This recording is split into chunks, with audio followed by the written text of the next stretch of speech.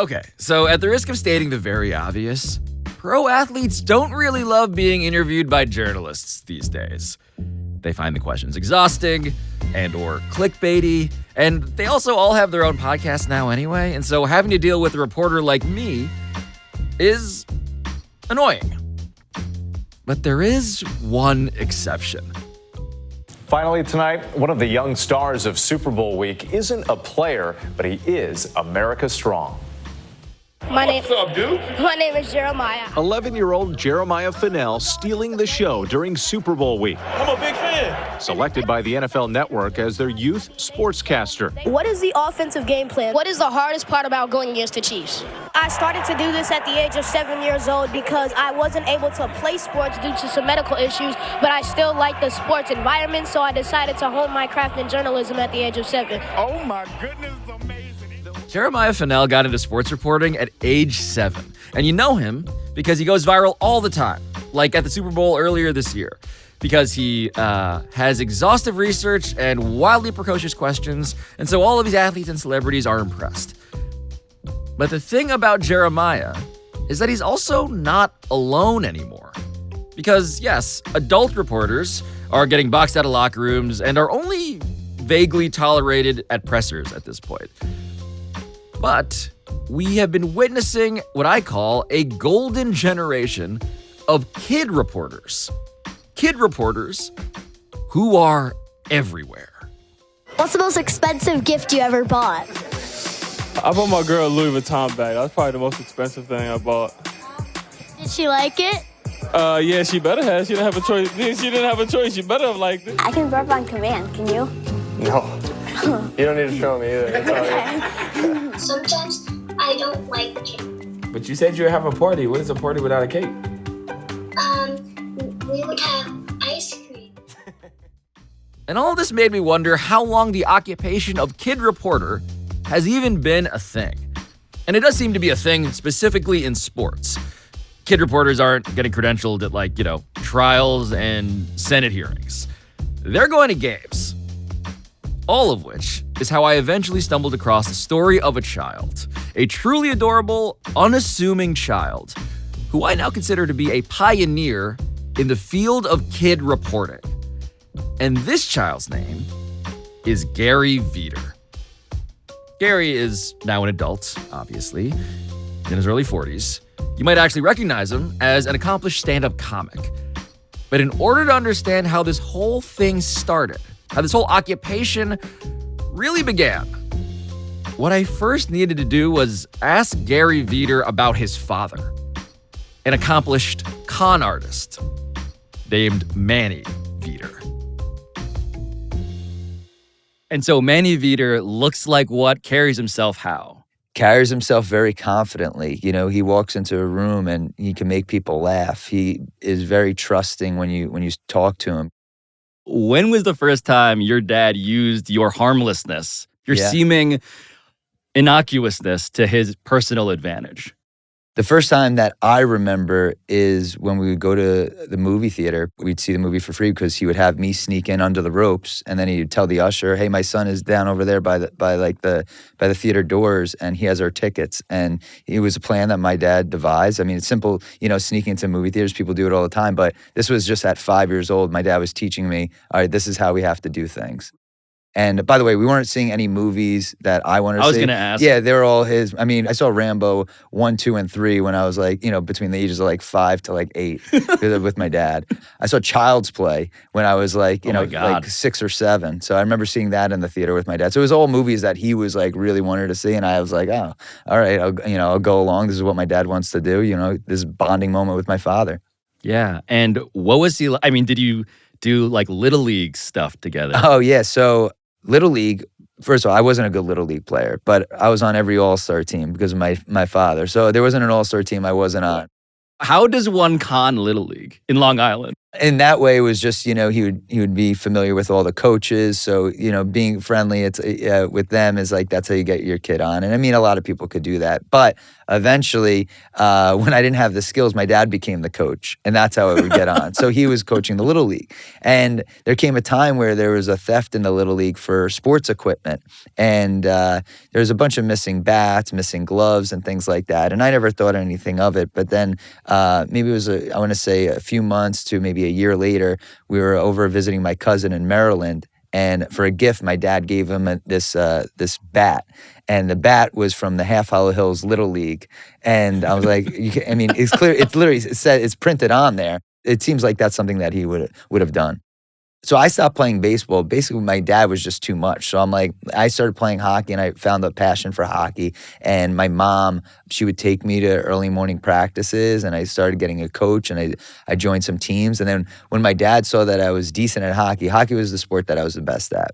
And he then came on board, and he turned my hockey career into a business because he started recruiting players from different cities and different states, the best players. So he would have us go to different tournaments, and his scam in this was, yes, he was putting it together, but he was completely overcharging these parents to a point where, a hotel is $150 a night, but, he's charging them $350. And it's like he's making money off of this. And then I would watch parents get very angry at my father. And here I am, just a kid who's 11, 12 years old. I want to play hockey, but I'm seeing my dad getting yelled at by parents whose kid I'm friends with. And you're like, oh God, I could only imagine the things that they were saying in their car rides home about my father. And it just gives you a bad look. And these are the things where I'm like, I just want my dad to be a regular parent.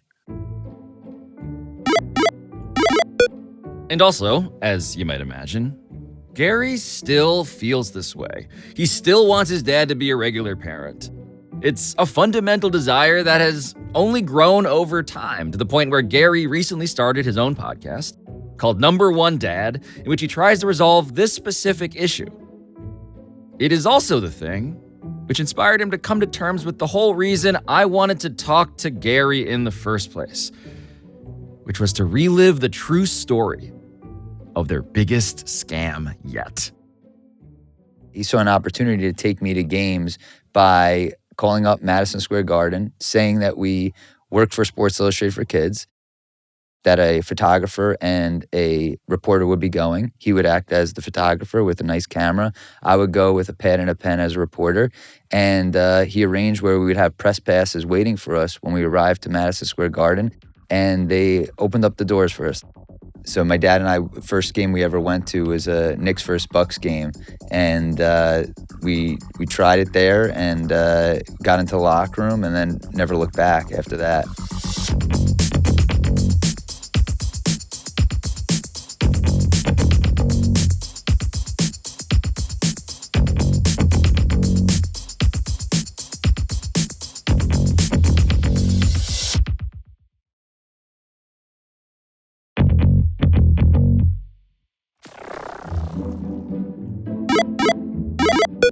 Okay, so something you should know up top here is that Sports Illustrated for Kids was an actual magazine that was staffed by actual adults. I know, a little disappointing, pretty crazy, but issues had these perforated trading cards, cartoon characters and stuff. Shout out to Buzz Beamer. All of it was put there by grown-ups. And I, occasionally, was one of them.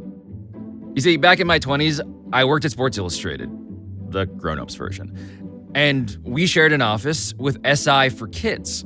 And so they would occasionally send me on assignments. I once interviewed Ken Griffey Jr. and his son Trey, for instance. And that was really fun, because it was always fun. These interviews always felt easier than they should have been, because all these athletes loved talking to an audience of kids. And so on this level, I could actually understand the logic of Manny Vider's plan for his son Gary, as insane as it was. Because yeah, SI for Kids could just cut out the middleman in these interviews. Essentially, me. Do you remember that day when this is proposed? Like, what happens? How does this all originate? I remember, like, we were going to this Knicks versus Bucks game back in the 92-93 season, and we've gone to games before at this point, whether it would be a New York Islanders game, because I grew up on Long Island, but my dad, he didn't have tickets this time. So we'd drive to Madison Square Garden. I didn't necessarily know what was happening. I knew that we didn't have tickets, and that my dad said, he's like, if you want to meet the players, this is what we're going to be doing. We're going to be going in as Sports Illustrated for Kids. Just follow my lead. So he comes to you with this fully formed strategy. You guys aren't like workshop, obviously you're a kid, but he's not like sort of thinking out loud about this. He comes to you and he's like, this is what we're about to do. Right.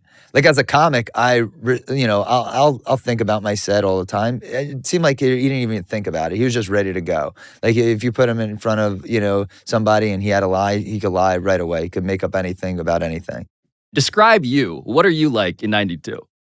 So in 92, I was about to be in 5th grade, and I had a bowl haircut.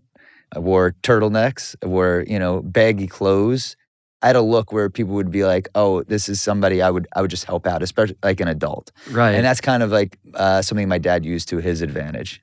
And so for people who have not even been, let's say, in, the bowels of a basketball arena, again, you're a kid, and now what are you seeing? Like, can you describe the feeling of like what's happening on this first time? I mean, right away, it's like we're greeted at the Garden because, you're press. So you get your press pass. And were you going as Gary Vider? I was going as Gary Vider, and my dad, I don't know why, he would just use an alias and say that he wasn't my father. So, and that's the part that always like, in the beginning I was like, okay, whatever. I mean, if this is how it works. But eventually I was like, can you just say that you're my dad? I mean, I think it's weirder to say that you're not my dad.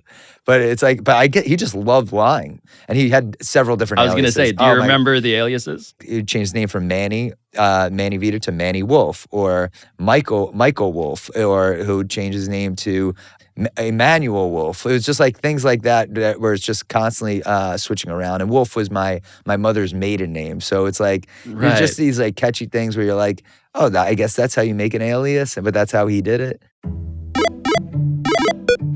Okay, so just another thing you should know, I think, about this whole scheme is that I do find it terrifying.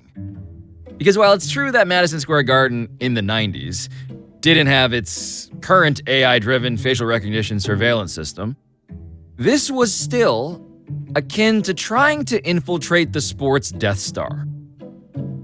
There were security guards everywhere. There were cameras everywhere. There were paranoid PR stormtroopers everywhere, and their entire job was to follow reporters around. But Manny Vider / Manny Wolf was a professional. Clearly, he had a protocol. He would buy whatever electronic camera equipment that he needed from B&H Photo Video, which was a store right near the Garden. And he would go up and deliberately charm the phalanx of security guards. But most crucial of all, Manny Wolf always made sure that he, the adult photographer, and little Gary Vider, the kid reporter, always split up once the game started. Never once sitting together. Because this wasn't a father and a son situation. No.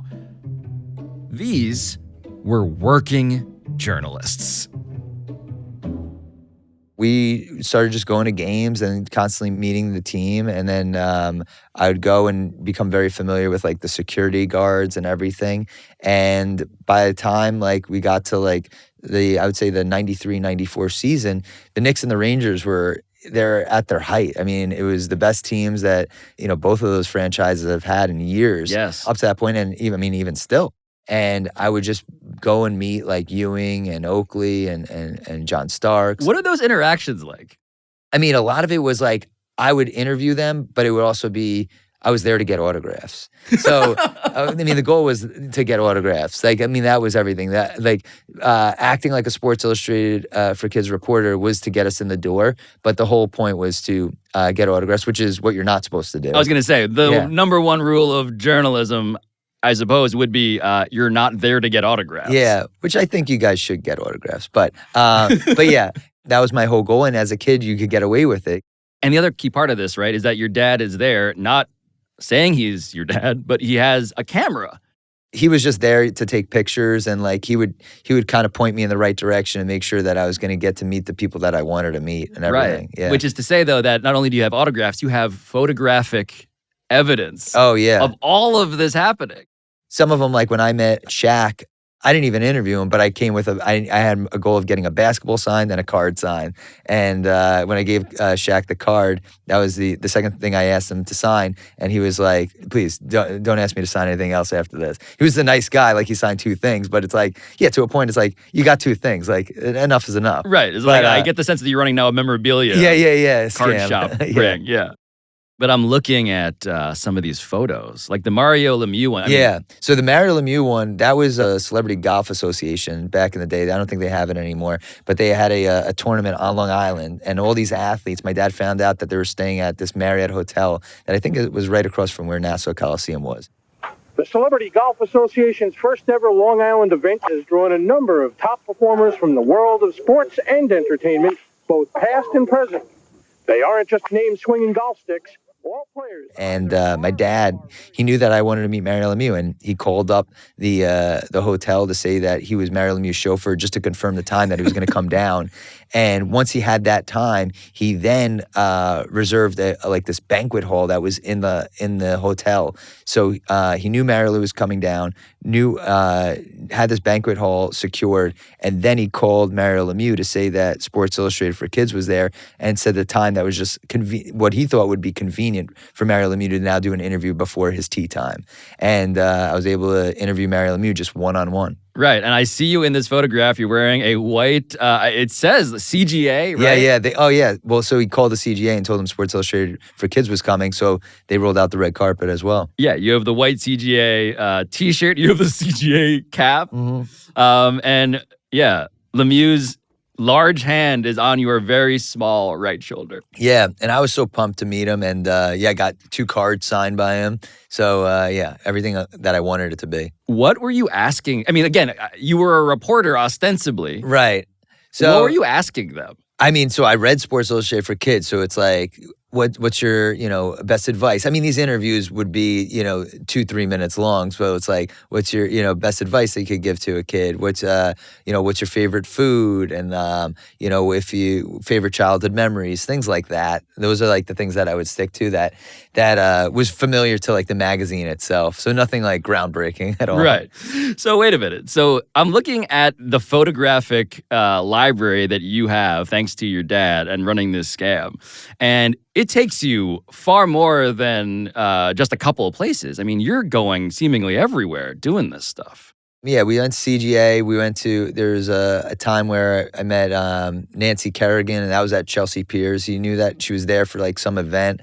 He picked me up early from school. That was another thing. My dad, I mean, he didn't care about school. School was being with him. That was the learning experience. So he'd pick me up early from school, and I'd leave and we'd drive. It was about a 45-minute drive from our house to wherever we're going in Manhattan, and he secured this, basically the ice for me to skate with Nancy Kerrigan. After, he made her hold up one of my hockey jerseys to take like a picture and everything. God. So this is right after the Olympics incident. And the photo of this is just like, again, like, look at this. Holding up my jersey. Yeah, my dad had no shame. So, so I had my skates on in that picture too. Yeah, just like, again, jeans, big red sort of like sweater, and an ecstatic Nancy Kerrigan holding up the Vider number 13. Yeah. White, black, and gray hockey jersey. So the other thing was, these are memories that I couldn't share when I was a kid. I was going to ask, like, are you bragging to all your friends that this is all happening? He wanted to keep it in-house. So it's like, if you wanted to keep doing this, you can't really reveal how we're doing it. And that's a lot, because I'm going to all these games, having these cool memories. It sounds like the hardest part is to not tell anybody. Not to tell. And then, your friends, you want to brag because it's like, your friends might have an autograph or something, or they met somebody. I'm like, well, I met even cooler people than that. And I was, and I'm in the locker rooms and I'm like, I'm doing really neat stuff, but it was stuff that I couldn't share. And I didn't share until now, really. Right. I mean, some of these photos, man. I mean, there's John Elway, just like his hand engulfing your hand on the couch at the. That's a powerful man. Yeah, his hand almost crushed my hand. You shake someone's hand, you obviously you should have a firm handshake. That's what you're told. That's what my dad taught me as well. But his was too firm, where it's like, dude, you're like crushing my hand. And so that I'll never, I'm like, this is like insane. Out of anybody, I'm like, this is too much. You have a photo here where it's you and Richard Gere, and he is like, he's looking like he's playing your dad in the movie of your life. Like he has like his arm around you, like cradling you. I look back at these pictures, and there's some with like some other celebrities as well as like Richard Gere. They were like, they were just very warm to me, and it's interesting because I'm like, I'm sure that happens now where like certain athletes and certain celebrities, they do that with kids that they're just meeting. But whatever it was, whatever my dad was spewing or whatever my look was, it just warmed people to both of us. He looks thrilled. Richard Gere looks thrilled. And right next to that photo, I presume in the chronological order here is Cindy Crawford. Yeah, they were dating at the time. Do you have a favorite of these encounters where Bill Murray, because Space Jam just came out. I also knew him from like What About Bob and Ghostbusters. So I don't know why I didn't say Ghostbusters first, but like I was going to say, What About Bob? That's a real thing I found out today. Gary Vider loves What About Bob. I think it's hilarious. Why'd you need to kick Bob out of the house? You think he's gone? He's not gone. That's the whole point. He's never gone! Is this some radical new therapy? You see?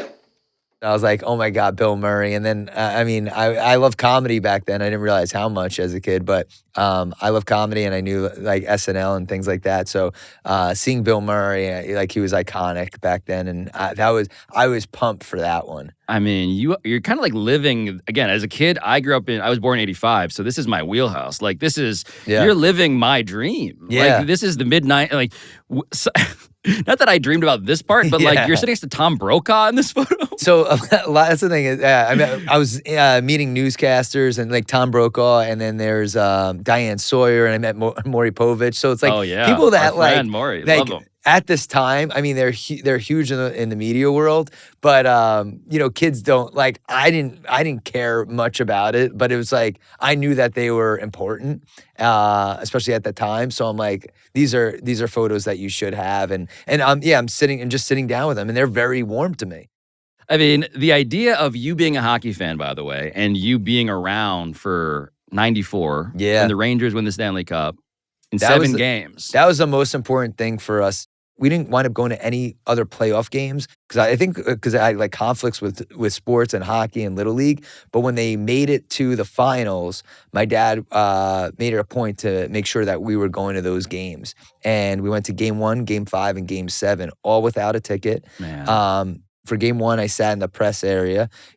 Game 5, it was an open seat, like that was kind of like center ice-ish. And then Game 7, I sat glass. And I'm in so many Getty images, and also I'm in the Rangers like Stanley Cup video where I was able to like own in on myself, and like I see the shirt that I'm wearing. But it was incredible. And my dad and I, again, not sitting together at all during these games. Right. I'm with a random family. The idea that you're like you're living your own version of Home Alone. Just like in Madison Square Garden is ridiculous. For sure.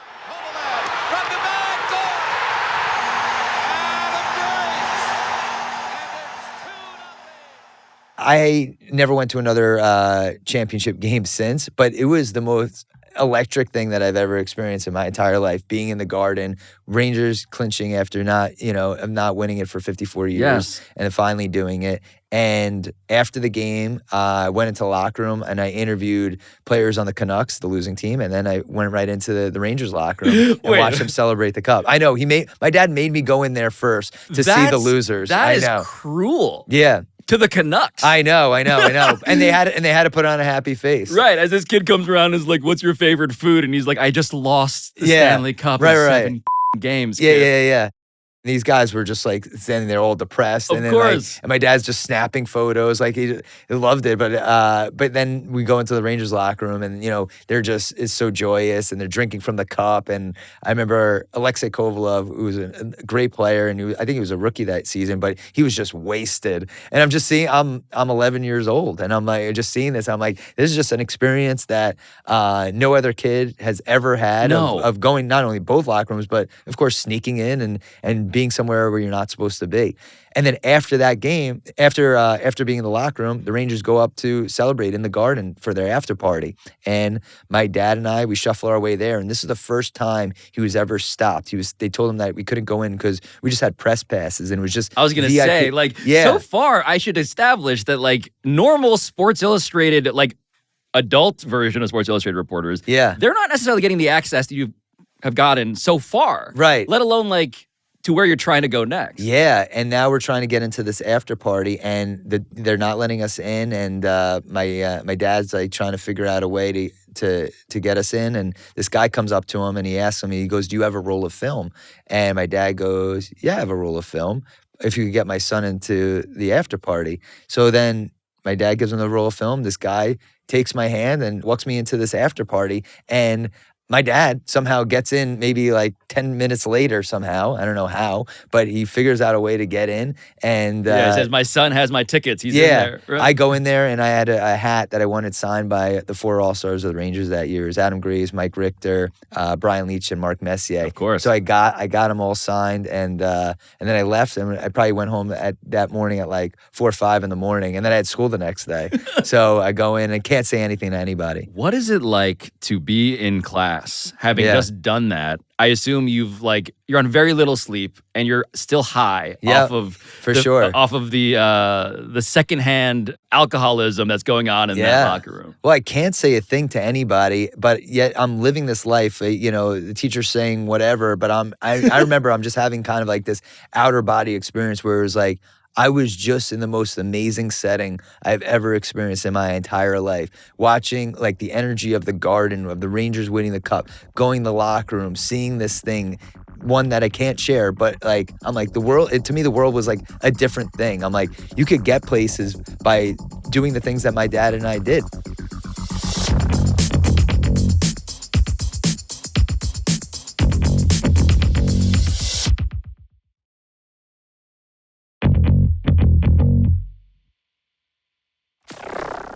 I guess a question that I should have asked already, but is seemingly important to how this all goes.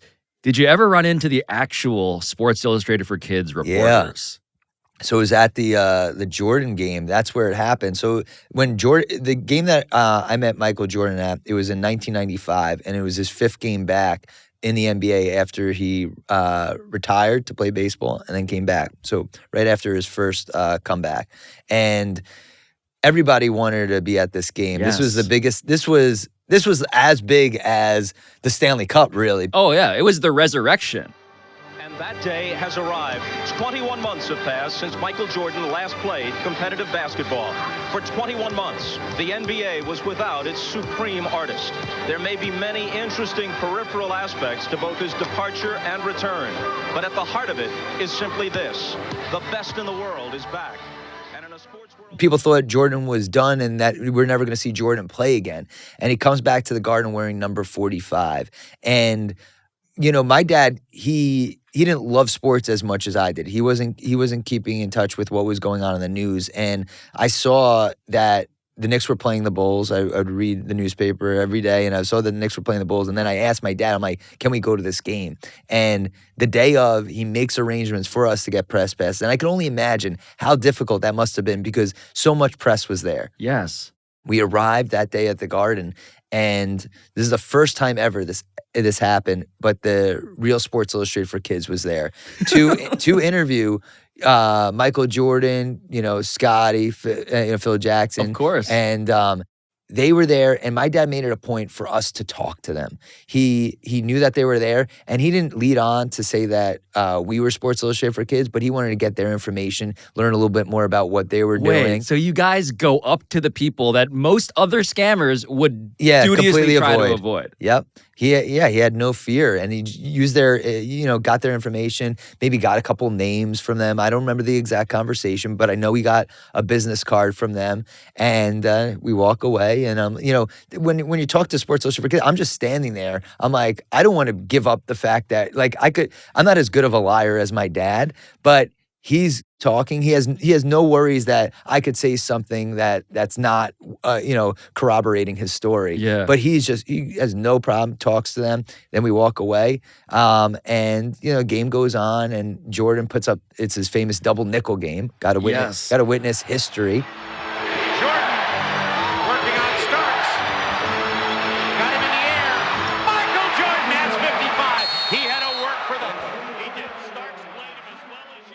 That's unbelievable. It was unbelievable. I still remember images from that game, and I'm 11, 12 years old at that time. And then the game ends, and everybody the press bum rushes to get into that locker room. And one of the things my dad always did was he took pictures of the security guards, and he took pictures of me with the security guards. So they knew who we were, because at this point, we've probably been to over 40 games at the Garden. Wait.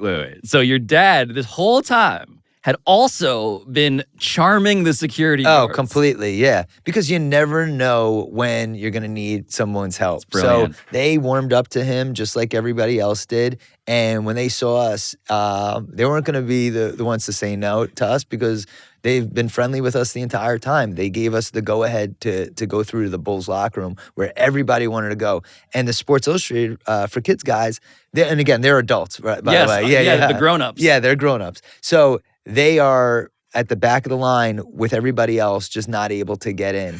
And my dad and I, we go in, and we're waiting around, trying to, see who we could get, autographs from, interviews from. And I met Scotty, I met Phil Jackson, and my dad, I don't know who he talked to, but he talked to somebody, and that person led us into a private room where Michael was. So I walk into this room, it's my dad and Michael Jordan just sitting down. And I sit right next to Michael Jordan, and I ask him my questions. And your pivotal remember one. Yeah. Your pivotal question, which was, what's your favorite food? And he said, and he goes steak. And I'm like, boom, nailed it. And got the autograph card. And I was wearing Fila sneakers for some reason. Big mistake. And he goes, you got it. You should be wearing Nikes. At that moment, I was like, I think back to everything I could have said, which would have been like, can you give me a pair? That would have been like the ideal thing, but I didn't. Because you have journalistic ethics. Yeah, exactly, yeah. And then my dad snapped those photos, and we walked out. And as we're walking out and leaving the Garden, we see the Sports Illustrated for Kids guys, and they were still trying to get in. Yeah, I realize now suddenly that I should not be laughing, because I'm really laughing at myself as someone who did the job of Sports Illustrated for Kids, grown-up reporter at one point. Yeah. But the access, just for people who don't understand this, being in the private back room with Michael Jordan after he drops 55 in his first game back is not a place that normal reporters, veteran reporters, are getting access to. It's unbelievable how this thing, it sounds like the one night where it seems like, oh shit, we might be going to prison. Yeah. Because we've run into the people we're impersonating actually results in like the greatest scam that you guys pulled off in this. Yeah. And not only that, the coolest thing that I realized was, and it wasn't until later, I interviewed a sports editor from SI, this guy, Mark Bechtel. Oh, I know Bechtel. Yeah, he's one of my editors. Oh, yeah, great guy. And we were trying to get a time frame of like, so I told him, when I met Michael, and he says, so you met him in 1995. Well, back in 94, he stopped taking interviews with Sports Illustrated because of Baggett Michael. So for people who don't remember this part, Sports Illustrated put Michael Jordan on the cover when he was playing for the Birmingham Barons in minor league baseball, and it said Baggett, Michael. Like, give up. Yeah, completely crapped on him, and he took such offense to that he said that he would never take another interview with Sports Illustrated again. And he kept his word up until I met him. So I was technically the last person to ever interview Michael Jordan for Sports Illustrated, but it wasn't even really for Sports Illustrated. Oh my God. Yeah. I was going to ask, and I should have asked this question too earlier probably, what was your mom thinking throughout all of this? I mean, she sees the joy that it's bringing me. And that's a tough thing to be in a position of where she knows her husband is being dishonest and she knows that it's definitely teaching her son some unethical things, but it's bringing me happiness. I'm getting to meet people that I wouldn't get to normally meet. My dad didn't, from what I saw, he didn't have the means to buy these tickets. He didn't have the means to pay for an autograph for, Michael Jordan. He had to figure out a way to do it. And it really put me around people that were successful that kids don't really get to see. So I saw, you're meeting Shaq, you're meeting Cindy Crawford, Richard Gere, you're meeting really people at the height of their careers. You're crawling inside of a television in an era when television, seeing these people, it was not like it is now. Yeah. Where you didn't have access to people on social media. Like this was like truly meeting real life superheroes. Yeah, and you don't think that you'll ever have a chance to be side by side with them, and then you do, and it kind of gives you like this special feeling that maybe you're different. Maybe you could accomplish things and be like them. But, I'm around all these people. I'm also around my dad, who's also great, but for different reasons of being great at something that I wasn't necessarily proud of, but he was, someone that really was spectacular at what he was doing. Yeah, when I hear you remember this stuff, I see the entanglement of all of it. The idea that like, I loved this. This was like truly like a child's dream to do everything you did. And at the same time, feeling like I shouldn't be proud of this on some level. That that the access you got was born of an obvious now, in retrospect, lie. Yeah. And I'm watching my dad do all this stuff. And, as I got older, I'm like, well, you're putting so much effort into these lies. You could have done that in an honest way too and still been successful. All the smarts that it took to come up with these schemes, you could have used that to your advantage to really become something positive. But this is what, he got joy in these lies.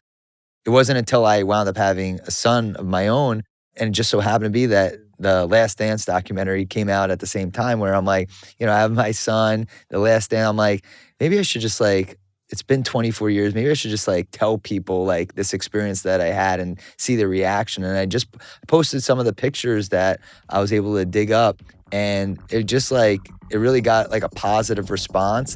And it started making me think about what is my dad doing now?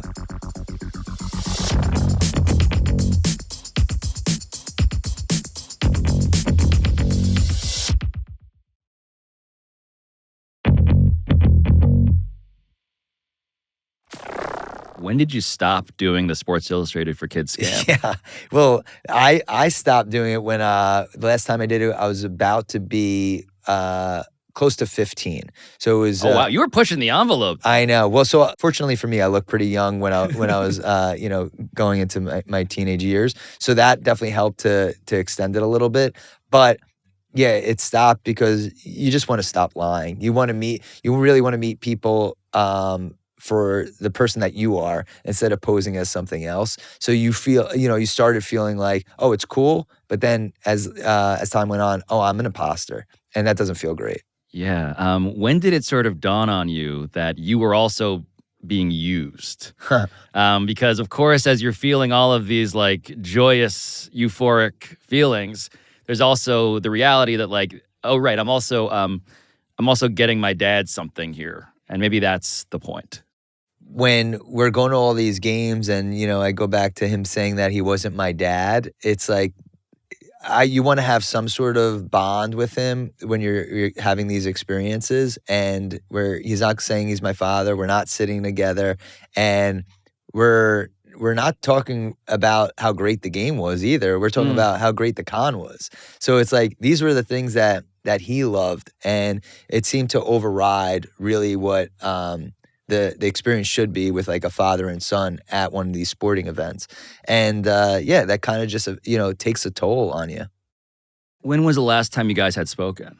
24 years. So no contact, no text or emails or anything like that. Man. I made the decision that, the lies and the cons became too much, that it was just never ending, and I couldn't be around them anymore. And it wasn't just me. It was, definitely my mom and my sisters too, they had to break apart too. Right. And it sounds like in the years since, of course, now 24 years later, you haven't spoken to your dad, as you said. You've been trying to piece together who your dad actually was.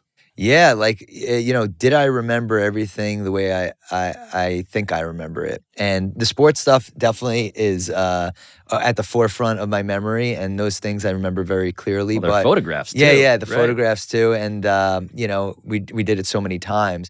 But yeah, like the other things about learning the cons that he pulled that I heard about. I remember people saying like my dad had a furniture scam going on, and I'm like, well, what was it? Like, let me learn more about what he did. What's the background? Who was he involved with?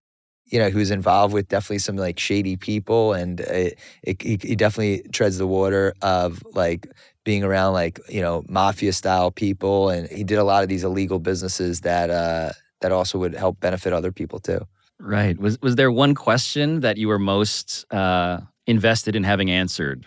Yeah, so my dad was involved in this a payphone business, and back in the early 90s, It's a very 90s story. Yeah, it's so 90s. But he was involved in a payphone business, so he had different payphones in various locations throughout Long Island and New York City, and he'd travel and he'd collect money out of the payphones, and he had people that worked for him. And he'd also like repair phone lines and everything. But his catch was, his scam in this situation was, he was posing as AT&T. That's how he was getting all these locations. So every location, if you're a Toys R Us, you're putting the phone in because my father's saying he works for AT&T and he's collecting on these payments. So AT&T eventually gets wind of this, and they have to tell him to shut down his business. He doesn't want to do it. Marshals eventually storm and raid my home. This is the U.S. Marshals, not the department store. Which he also had payphones in, by the way. Not making that up. He really did. So that's funny that you brought that up. But yeah, the U.S. Marshals raid our house, and they take a whole bunch of things, and they have a whole bunch of evidence. And eventually, my dad's back is against the wall, and this place where they're keeping all the evidence magically just gets broken into, and evidence goes missing. Like Little League equipment. Yes, exactly. Like Little League equipment, and nobody knows what happened to it. Did he do it? The problem when you're dealing with somebody who's lied so much in their life is that so many mistruths have been told along the way. So you're trying to figure out, even, from somebody else's experience, did this actually take place? Gary, what I am left realizing that I have found out today is that you started your career with your dad as a fake journalist. Yeah. And he has turned you, over 2 decades later, into a real one. Somewhat, yeah. You're actually reporting a story. I appreciate you calling me a journalist. I'm definitely, there's investigative reporting, and I'm like very sloppy in doing it. But I feel like I try my best in a fun way to get out the story. That was a very, in a way, fun and tragic time at the same point of going back to my childhood. Right, but you're searching for the truth. Right, searching for the truth, trying to get a better understanding of my father, and learning that the goal is to track my dad down and find out what he's been up to after all this time, after 24 years, to hear his side of these things. Is he going to be that person, be the same person that he was 24 years ago, or has he changed? Right. At the end here, what are you left thinking about? You mentioned that you're a dad now. Mm-hmm. What are you left thinking about how you want to be a parent to your son, as sports at least is concerned? The experiences that I had with my dad, I think that they're very memorable. The sports stuff. So I look at it as like, if I could do the things with my son, but take out the negative parts that I didn't like with my dad, that'd be great. If we could go to the game, if we could sit, if we could sit together, if we could watch the game, if he could just have a love for it without me being so involved. And my dad, was very over the top. If he, not be a coach, but just watch from the sidelines, but be supportive. These are the things that I would want to have my son experience, just because that's what I wanted. And, but also listen to him, listen to what he actually wants. Maybe he doesn't want to play sports, and that's fine too. But either way, I would really listen to him, listen to what he wants, because I didn't feel like my dad was always listening to my needs. Gary Vider, it was really good to listen to you. Thank you. Thank you for doing this. Thanks for having me, Pablo.